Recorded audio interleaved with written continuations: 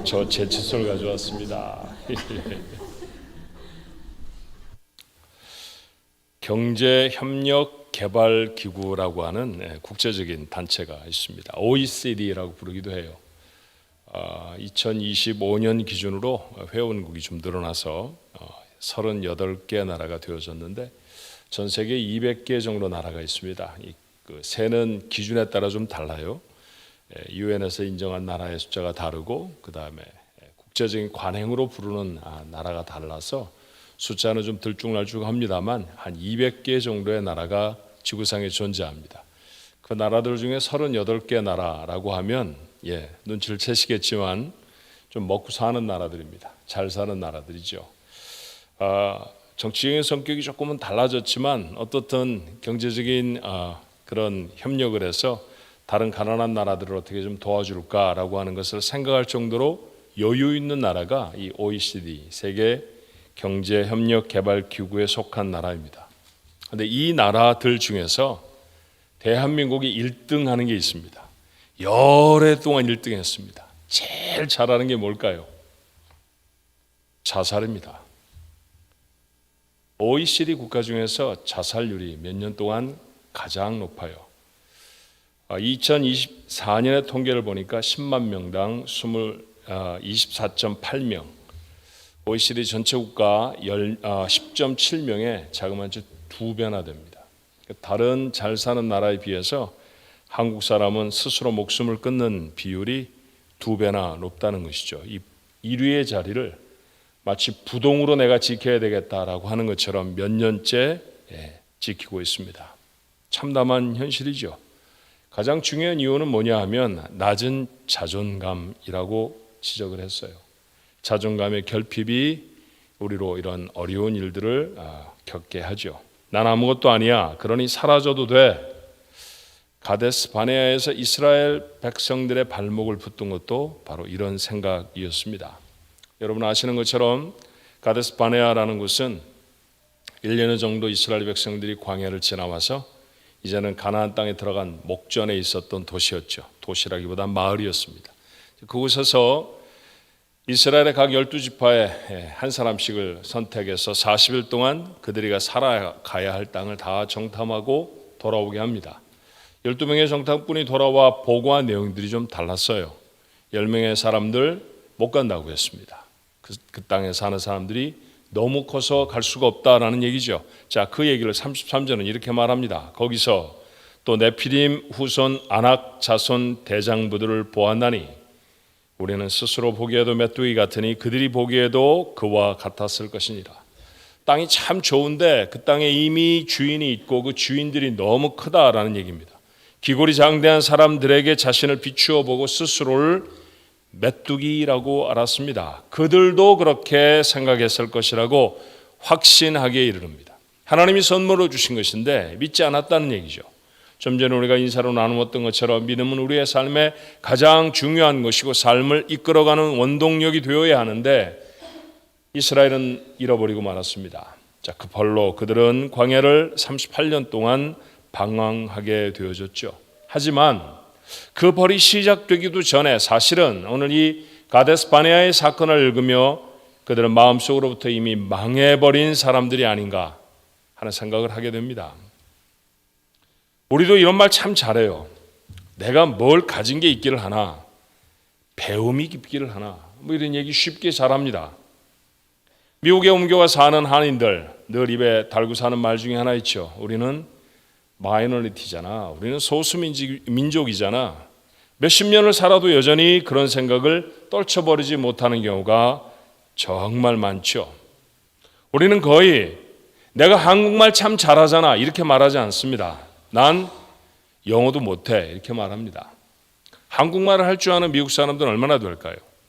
그들 중에 2가지, 3가지 언어를 할 수 있는 사람들이 얼마나 되겠습니까? 사실은 그렇게 많지 않습니다. 여러분 아십니까?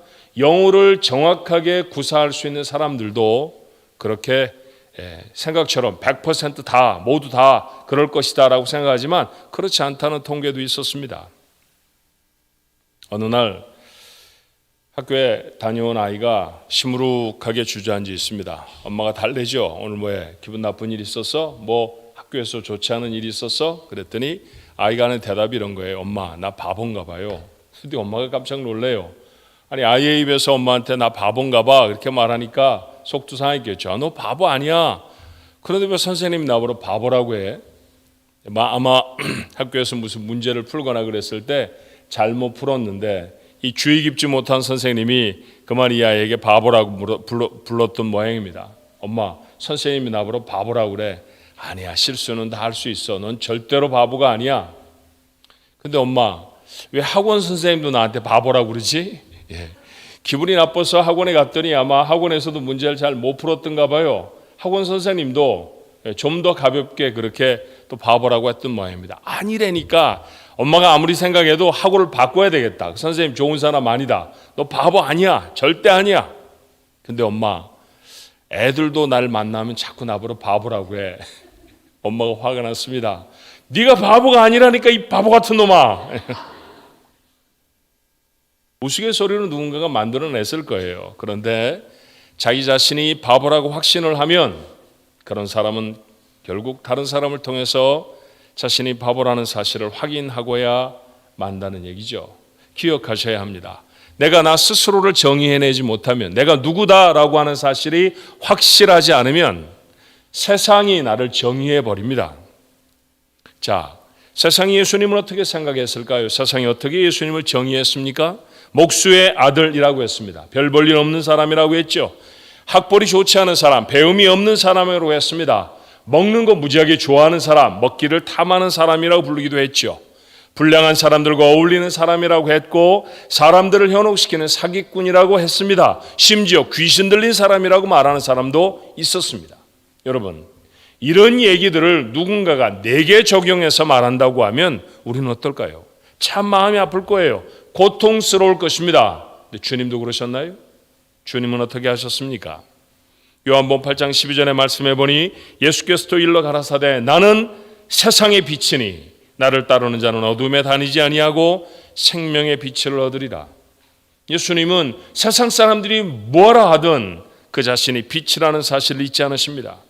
요한복음 10장 11절에도 나는 선한 목자라. 선한 목자는 양들을 위하여 목숨을 버린다고 말씀하시죠. 당신이 선한 목자라고 말씀하세요. 요한복음 10장 36절입니다. 하물며 아버지께서 거룩하게 하사 세상에 보내신 자가 나는 하나님의 아들이라 하는 것으로 너희가 어찌 참남하다 하느냐. 그 자신이 누가 무엇라고 하든 하나님의 아들이라고 하는 사실이 있지 않으십니다. 예수님 자신이 누구인지를 분명히 아셨죠. 우리도 그래야 합니다. 변할 수 있는 것들로 자신을 정의하지 말아야 해요. 어떤 사람은 자신이 부자인 줄 압니다. 근데 여러분, 부라는 것은 있을 수도 있고 없을 수도 있잖아요. 그렇죠? 부자였을 때도 있고 어떨 때 보면 그 부유함이 사라질 수도 있지 않겠습니까? 그러므로 부자는 우리의 영원한 이름이 될 수가 없죠.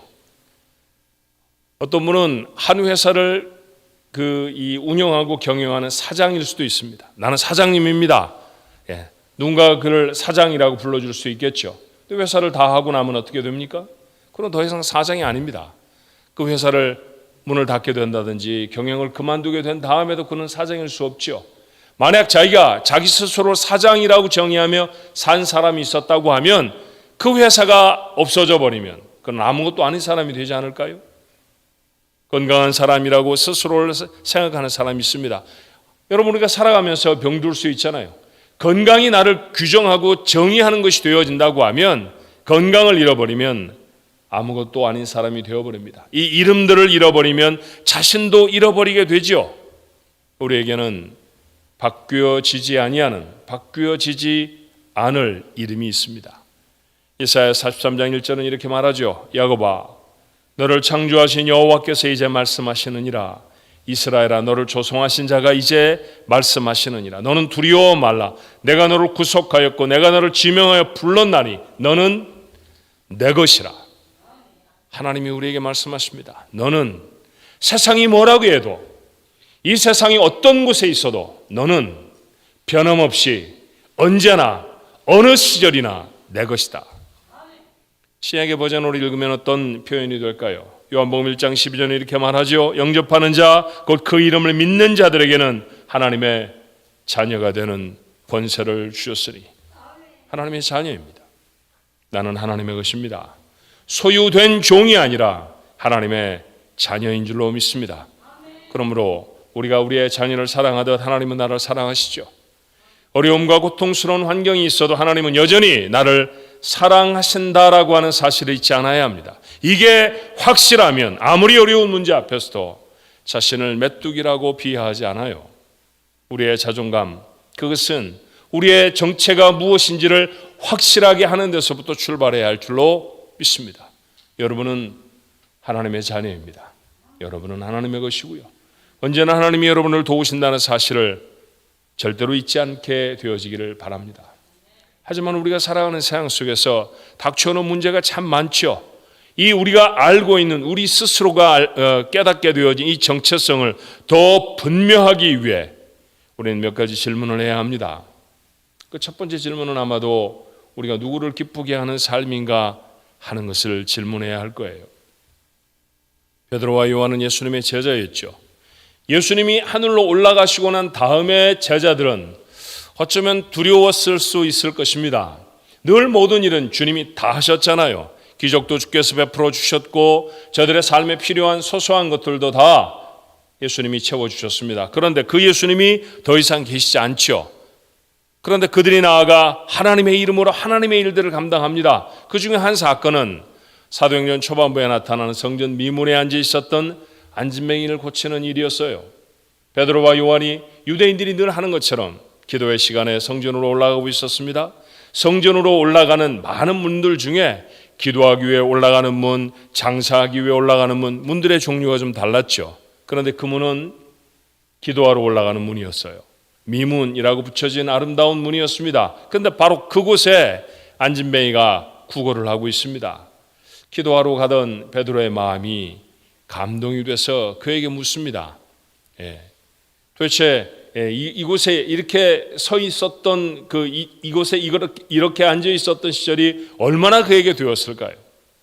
그는 어쩌면 하나님께 의지하는 마음으로 그에게 그런 말을 했을지 모르죠. 나에게 은과 금은 없습니다. 그렇지만 내게 있는 것을 당신에게 줍니다. 나사렛 예수 그리스도의 이름을 주니 일어나 걸으십시오. 그랬더니 어떤 일이 일어났나요? 일어나 걸었습니다. 걷기만 한 게 아니었죠. 뛰었습니다. 신체적인 불구를 가지고 있으면 성전에 들어갈 수 없었습니다. 그러니 아마 이 사람이 유대인이라 했을지라도 성전에 들어가는 사람을 그동안은 구경만 했을 것입니다. 그런데 이제는 성전에 들어갈 수 있었습니다. 그러니 찬송이 그 입에 저절로 나왔죠. 그만 놀랐던 것이 아니라 주변의 사람들이 다 깜짝 놀랐습니다. 늘 지나다니면서 보았던 사람이거든요. 그런데 그 사람이 이제는 걷고 뛰고 하나님을 찬송하니 얼마나 놀라운 일이었을까요? 이것은 적지 않은 소동이 되어졌어요. 이 사건을 보고 그 주변에 모여 있었던 사람들에게 베드로가 하나님의 말씀을 전합니다. 얼마나 놀라운 일이 일어났는지 여러분 아시죠? 5천 명이나 되는 사람이 예수를 믿고 회개합니다. 이런 대목에서는 아멘 해도 괜찮아요. 아무도 뭐라고 하지 않습니다. 정말 놀라운 일 아닙니까?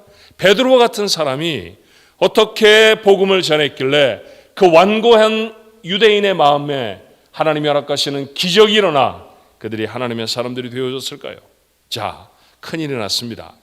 불과 몇 개월 전에 그들이 지금 언급하고 있는 예수 자기들이 죽였거든요. 대제사장, 사두개인들, 바리새 사람들 큰일이 났습니다. 그래서 대제사장이 사도들을 소환하죠. 그 앞에서도 베드로는 기탄이 없습니다. 두려움이 많고 어떤 데는 분노에 사로잡혔던 사람이기도 했던 베드로가 얼마나 정갈하게 그들 앞에 복음을 전하는지 몰라요. 그런데 그 옆에 고침받은 안진뱅이도 있습니다. 그러니 뭐라 할 말이 없는 거죠. 겨우 한 말이 이런 것이었습니다. 앞으로는 예수의 이름으로 이런 일 하지 마라. 그 예수의 이름으로 십자가에 못 박아 예수를 죽였는데 그 이름으로 자꾸 이런 일을 하면 안 되지 않느냐. 절대로 예수의 이름으로 이제는 일하지 말아라. 그랬더니 베드로가 이렇게 대답합니다. 사도행전 4장 19절의 말씀이죠. 베드로와 요한이 대답하여 걸어되 하나님 앞에서 너희의 말 듣는 것이 하나님 말씀 듣는 것보다 옳은가 판단하라. 누구의 말씀을 들으며 살겠다는 겁니까? 관원들의 얘기가 아닌 하나님의 말씀을 듣고 살겠다는 것입니다. 그들은 관원을 기쁘게 하는 사람들이 아니었죠. 자신을 잡아온 사람들을 두려워서 그들의 마음을 맞추려고 하는 사람들이 아니었습니다. 어려움과 문제가 생겼어도 생길지도 모를 것입니다만, 그러나 그들은 여전히 하나님을 기쁘게 하는 사람으로 살아가겠다고 다짐합니다. 우리가 사람을 기쁘게 하는 자라면 늘 사람의 눈치를 살펴야 하잖아요. 그 사람이 뭐라고 해? 사람들이 뭐라고 하든, 사람들이 좋아해? 사람들이 싫어하는 거 아니야? 늘 이렇게 말하며 살아야 합니다. 그러나 하나님의 기쁨을 위해 사는 사람이라고 하면 하나님의 영광만 기억하면 됩니다. 여러분, 하나님은 언제 기뻐하실까요? 하나님의 기쁨은 무엇입니까? 스가랴 3장 17절은 이렇게 말해요.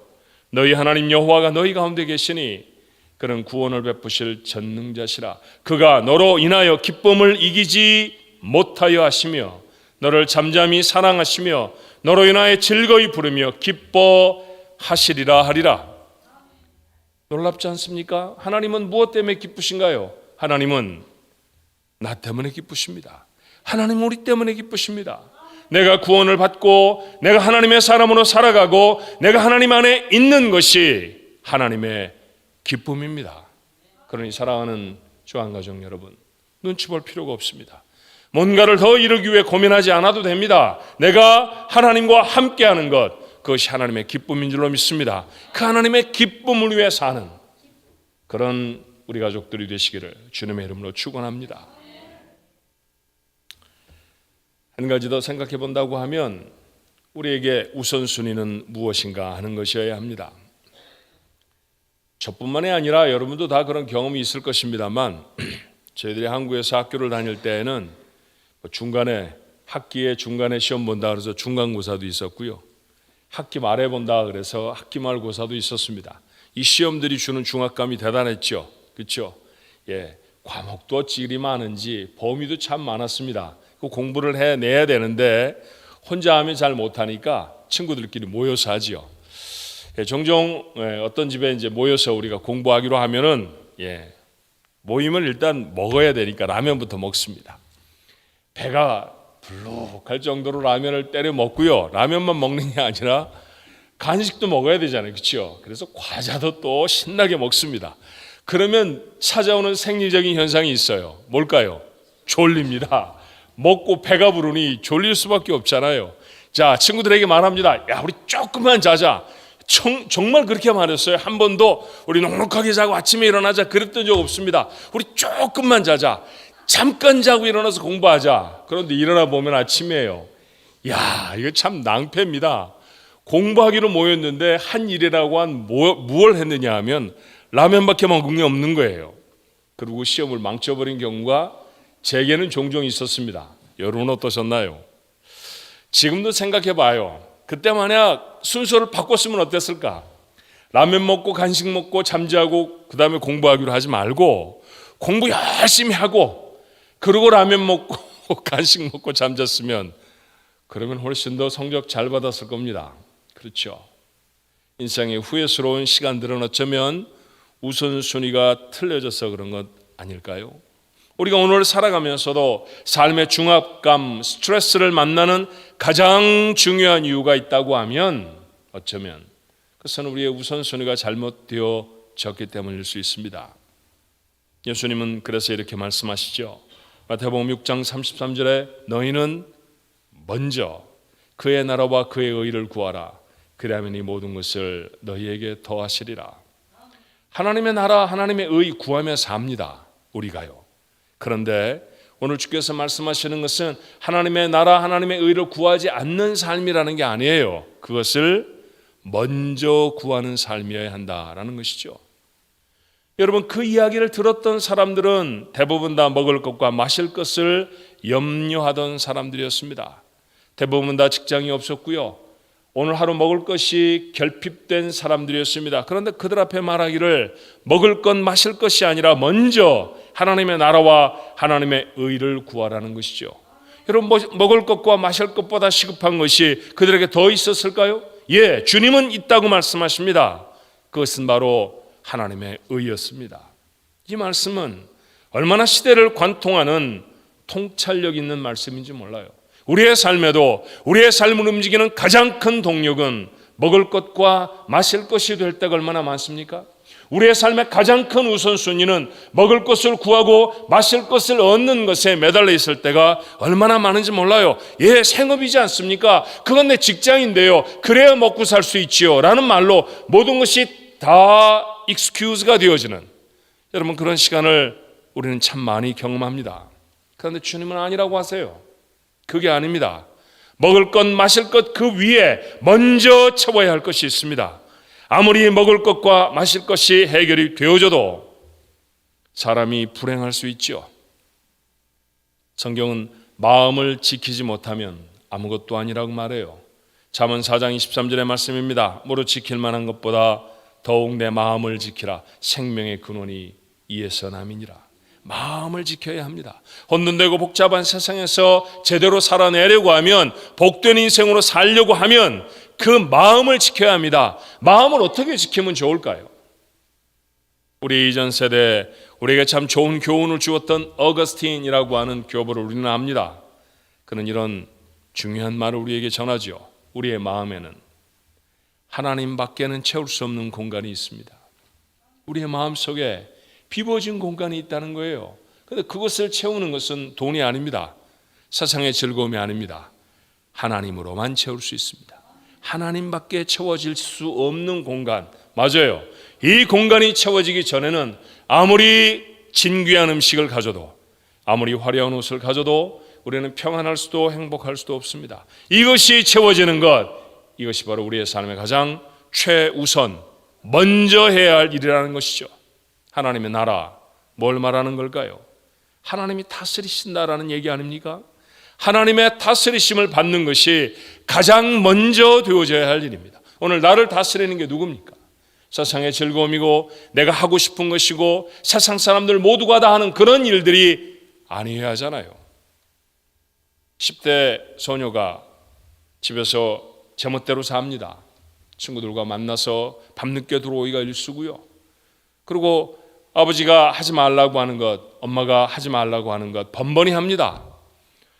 너무 안타까워서 아버지가 그 딸의 손을 붙들고 말합니다. 얘 왜 그렇게 하니? 그랬더니 이 아이가 하는 말이 이래요. 아빠, everybody가 다 해요.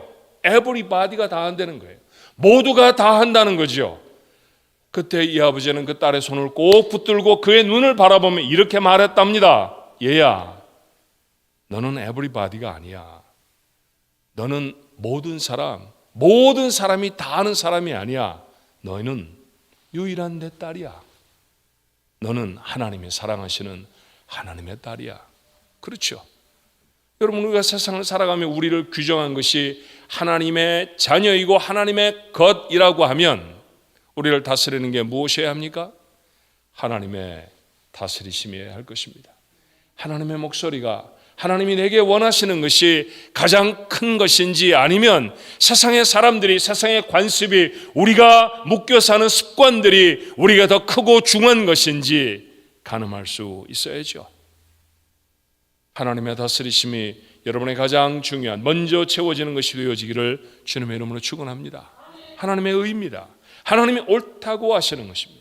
세상의 수많은 잡다한 소리에도 하나님의 소리를 듣는 것, 옳다고 하시는 자리에 있는 것, 그것이 우리가 가장 먼저 해야 할 일입니다. 이 우선순위가 지켜지면 우리의 삶에 평안이 찾아오죠. 이 우선순위가 지켜지면 우리의 자존감이 얼마나 크고 풍성해지는지 모릅니다. 이 축복이 우리 가족들의 것이 되어지기를 간절히 바랍니다. 그런데 이런 삶을 결단한다고, 이런 삶이 참 좋겠구나, 이렇게 살아야지 한다고 사라질 수 있는 건 아니죠. 어떻게 살아야 할 것입니까? 이 삶의 능력들을 어떻게 공급받아야 할 것입니까? 기도해야 할 것입니다. 우리는 늘 염려가 풍성한 세상 속에 살아요. 염려를 묵상하든지 하나님의 말씀을 묵상하든지 사실은 둘 중에 하나라고 생각해요. 늘 걱정하고 늘 근심하며 사는 분이 있죠. 우리 모두가 다 지난 한 주간 동안에 가장 치열하게 가장 열심히 했던 것은 아마도 염려였을 것입니다. 재미난 얘기 하나를 읽었어요. 엄마 아빠가 결혼기념일이 되어져서 좀 이제 아이들이 컸기 때문에 아이들은 놔두고 결혼기념일 여행을 하와이로 가기로 했습니다. 하와이로 떠나보려면 맨 맞이 딸이 걱정스러운 거예요.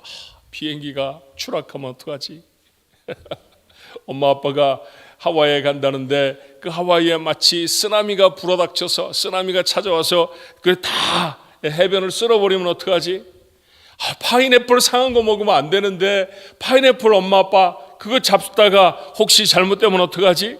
열어놓은 코코넛 우유에 살모넬라 균이 감염되면 어떡하지? 나는 고아가 될 거야. 동생들은 어떻게 키우나? 일주일 내 근심하며 살았다는 거지요. 그런데 엄마 아빠는 어떻게 됐을까요? 돌아오기로 약속한 날 시커멓게 그을려서 건강한 모습으로 잘 돌아오셨다는 거예요. 그 얘기를 읽으면서 웃었습니다. 종종 우리가 그러거든요. 아이들 내보낼 때 어떤 특별한 일들을 할 때 얼마나 걱정이 많습니까? 산더미 같은 걱정을 가지고 이러면 어떡하지 저러면 어떡하지. 우리의 마음은 정함이 없습니다. 걱정이라는 말, 염려라는 말, 영어로는 worry라고 말하죠. Don't worry 뭐 그런 말 하잖아요. 우리 염려하지 마십시오. 그런데 이게 고대 앵글로색슨어에서 워겐이라는 말에서부터 유래된 단어예요. worry라는 말이. 워겐의 뜻이 뭐냐 하면 물어뜯다라는 뜻이랍니다. 물어뜯다. 참 맞는 말이다라는 생각을 했어요. 염려의 말로 삶을 물어뜯는, 그래서 우리를 죽음으로 내몰아가는 원수였습니다. 어떻게 이 원수 같은 염려를 벗어버릴 수 있을까요? 빌립보서는 이렇게 우리에게 가르쳐 주시오. 빌립보 4장 6절로 7절에 아무것도 염려하지 말고 오직 모든 일에 기도와 간구로 너희 구할 것을 감사함으로 하나님께 아뢰라. 그리하면 모든 지각에 뛰어난 하나님의 평강이 그리스도 예수 안에서 너희 마음과 생각을 지키시리라. 아멘. 맞습니다. 기도는 염려를 극복하는 가장 중요한 도구죠. 우리를 사랑하시는 아버지 되신 하나님은 기도하는 자녀들의 마음을 평안으로 지키신다고 약속해 주셨어요. 다윗을 기억하십니까? 시편의 절반은 다윗의 시입니다. 그런데 그 중에 57편에는 이런 서브타이틀, 부제가 붙어 있어요. 다윗이 사울을 피하여 굴에 있을 때, 그래 이런 얘기라는 거죠. 사울이 막 다윗을 추격해 왔는데 도망가다 숨을 데가 없으니까 굴 속에 들어가서 숨어 있다라는 얘기입니다. 자, 굴에 들어간 그가 이렇게 기도를 시작합니다. 시편 57편 1절에 하나님이여 나를 긍휼히 여기시고 나를 긍휼히 여기소서. 내 영혼이 주께로 피하되 주의 날개 그늘 아래서 이 재앙이 지나가기까지 피하리이다. 노래하며 부를 수 있는 찬송 기도가 아니었을 거예요. 아마 그의 얼굴은 눈물로 가득했을지 모릅니다. 두렵고 불안했을지 모르죠. 사울이 코앞까지 추격을 해왔습니다. 그는 왕이었고요. 대적할 힘이 없습니다. 득달같이 달라들어서 이 굴을 찾아내고 그리고 굴에 물려온다고 하면 이제 이곳에서 죽을 것입니다. 그런 불안함으로, 그런 슬픔으로, 그런 답답함으로 하나님 앞에 한 기도가 바로 이 57편의 말씀이죠. 그런데 놀라운 것은요, 몇 절이 지나지 않아서 7절에 그는 이렇게 말해요. 하나님이여 내 마음이 확정되어 싸우니 내가 노래하고 내가 찬송하리이다. 놀라운 일입니다. 여러분, 사울이 찾다가 도망갔다라는 것을 안 다음이 아니었어요. 그가 전쟁을 해서 사울을 이긴 다음이 아니었습니다. 그가 머리에 기름 부음을 받고 이스라엘의 왕으로 부름을 받았으니 왕이 되어진 다음에 이렇게 노래한 게 아니었죠. 여전히 사울은 굴 밖에 있고 여전히 그는 죽을지도 모르는 상황입니다. 그런데 그렇게 기도를 했죠. 하나님, 이 환난에서 나를 벗어나게 해주십시오. 하나님, 이 어려움 속에서 하나님의 날개 그늘 아래 숨싸우니 하나님 나를 지켜주시옵소서. 그렇게 기도했더니 평안이 찾아왔습니다. 그 평안이 어디서부터 왔을까요? 하나님께로부터 왔습니다. 기도를 시작했더니 하나님은 평안으로 그의 마음을 채우셨고요. 그는 그렇게 담대하게 일어설 수 있었습니다. 이게 그리스도인의 삶이어야 하지 않습니까? 우리의 삶의 환경이 변하고 난 다음에 하나님을 찬송하는 것이 아니라 여전히 어렵고 여전히 힘든 상황이라 할지라도 그 가운데서 기도를 멈추지 않고 하나님 앞에 간구하면 하나님의 자녀인 나를, 하나님이 원하시는 대로 살아가기로 우리의 우선순위를 정한 나를 하나님을 기뻐하시는 자로 살아가겠다고 하는 나의 다짐을, 그것이 가능한 사건으로 만들어내시는 하나님의 평강이 여러분 속에 임할 줄로 믿습니다. 한 번쯤 죽고 싶다라는 생각을 해보지 않은 사람 아마 거의 없을 거예요. 인생은 그처럼 힘겨운 것입니다. 하지만 하나님의 사람들이 능력이 있다는 것은 이런 고난을 이겨내는 것 아닙니까? 우리는 삶의 중압감에 희생되어져서 시름시름 앓거나 병들 수 없습니다. 기억하십시오. 나는 하나님의 사랑하는 자녀입니다. 그러므로 나는 하나님을 기쁘시게 하는 자로 살 것입니다. 나는 하나님의 나라와 하나님의 의가 내 삶의 최우선이 되는 삶을 살아갈 것입니다. 나는 기도함으로 하나님 앞에 날마다 내 짐을 내려놓을 것입니다. 나는 절대로 메뚜기가 아닙니다. 하나님의 자녀입니다. 이런 결단이 마음에 분명한 사람들, 마음을 지키는 건강한 그리스도인으로 살 것입니다. 우리 가족들의 모습이 그런 모습이 되어지기를 주님의 이름으로 축원합니다. 기도하겠습니다. 입에 험한 말들이 자꾸 담깁니다. 화내지 않아야 하는데 자꾸 벌컥벌컥 화를 냅니다. 아무것도 변화되지 않는 것 같은데 가만히 앉아만 있어도 마음에 불안함이 가득 차오르기도 합니다. 어쩔 줄을 몰라 안절부절할 때도 정말 많습니다. 하나님, 자존감을 잃어버렸기 때문입니다. 내가 누구인지를 잃어버리면 이처럼 불안한 삶을 살아갈 수밖에 없지요. 오늘 주의 말씀을 거룩한 주일 아침에 열었더니 하나님이 제게 말씀하십니다. 너는 내 것이다. 너는 내 아들이고 너는 내 딸이다. 그러면 됐습니다. 하나님, 이 사실 죽을 때까지 잊지 않게 하옵소서. 하나님의 자녀라고 하면, 하나님의 것이라고 하면 하나님을 기쁘시게 하는 자로 살아야지요. 그렇게 살겠습니다. 하나님의 사람이라고 하면 내 삶에 채워지는 가장 우선되어져야 하는 것, 하나님의 다스리심이고 하나님의 옳다고 하심이어야 할 것입니다.